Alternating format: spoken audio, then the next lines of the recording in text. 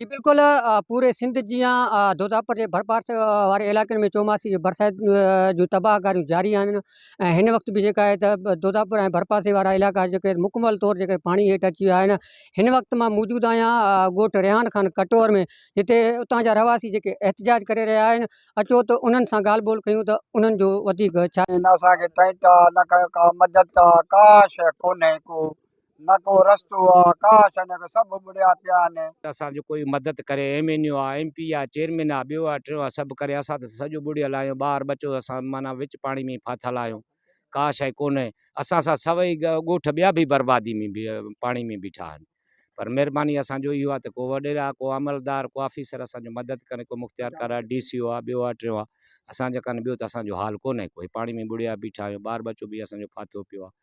न का शइ कोन्हे, प्रेस लॻो पियो आहे, का शइ पंज सिर बचा करे वाहन जे कड़ ते बीठा आहियूं। का शइ असां वटि न जायूं, न को राशन, न पाणी, न ॿियो न टियों, असां ईअं बुॾिया बीठा आहियूं।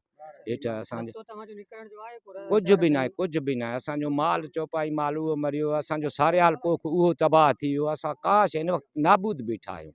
असांखे पंहिंजो छड़ो साह जो लॻल आहे त माना कोई असांजो मदद करे।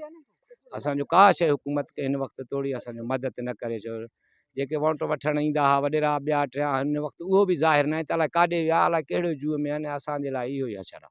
महिरबानी करे असांजो मदद कोई करे। पाणी जे विच में बुॾल आहिनि, 3 ॻोठनि में असां हिते फाथल आहियूं। न को गवर्नमेंट असांजो कोई बि मदद करे। अची गुज़ारिश आहे त असांखे निकाल कयो वञे, कोई ॿेड़ी वग़ैरह सां कंहिं बि महसूस जगह में पुॼाए। असां खुलियल आसमान में वेठा आहियूं, टेंट वग़ैरह बि न आहे असांखे, कली वली आहे, काई शइ बि न आहे। बरसाती सैलापी बोर्ड में असां फाथल आहियूं। ॻोठ, असांजा घर, घाट, माल असांजो मरी वियो आहे। असां ख़ाली हथनि सां पिया आहियूं।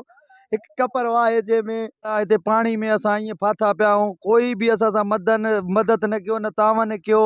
असां हिते ईअं बच्चा असांजा परेशान आहिनि, पाणी में माल मरी वियो, फसल ख़तम थी विया, कंहिं टेंट बि न ॾिनो। कोई असां ॾे आयो ई न लड़ी जो तव्हां पाणी में आयो या ॿाहिरि आयो। हिन महिल असांजा बच्चा परेशान आहिनि, घर ख़तम आहिनि, असांखे टेंट बि नथो मिली सघे, न खाधो पीते जो राशन आहे, न का शइ बि न आहे। महिरबानी कनि MNA आहे, MP आहे, या कंहिं बि असांजा इदारा आहिनि असां वटि अची मौजूदु थियनि, असांखे रस्तो कोई मिसाल ॾियनि, या का शइ पाणी असां सां निकाल कराइनि, या असांखे राशन पुॼाइनि। असां हिन महिल प्रेस थियल पिया आहियूं। हिते तक़रीबन आबादगार जेके बि आहिनि सभु प्रेस आहिनि। GUC अलणपुर सॼी असांजो देकूर खैरे में कोई बि माना हिते आज़ादु न आहे। जी तव्हां एहतिजाज कंदड़नि जूं ॻाल्हियूं ॿुधियूं आहिनि। उन्हनि जो इहो चवणु आहे त 8 ॾींहंनि खां वठी चौमासी जी बरसाति पई आहे, जंहिं सबबु असांजा फसल, घर, रोड रस्ता मुकमल तौरु जेके ॿुॾी विया आहिनि। असां हिन वक़्तु जेका आहे पंहिंजो सिर बचाए करे कपरनि ते अची वेठा आहियूं। 8 ॾींहंनि खां वठी जेका आहे असां खुलियल आसमान हेठि वेठा आहियूं, पर इंतिज़ामिया पारां का बि जेका आहे मदद न कई वई आहे, न ई का वाहर कई वई आहे। हिननि जेका DC जैकमाबाद ऐं वज़ीर आला सिंध ऐं चूंडियल नुमाइंदनि खां अपील कई आहे त ख़ुदा असांजे UC में अॼु विज़िट करे असांखे जेका त राशन पाणी टेंट ॾिना वञे, जीअं असां पंहिंजे बच्चनि जी जेका आहे बुख उहो ख़तमु करे सघूं। कैमरा टीम सां गॾु बख्शल मुंदराणी, जैकब न्यूज़, दोदापुर।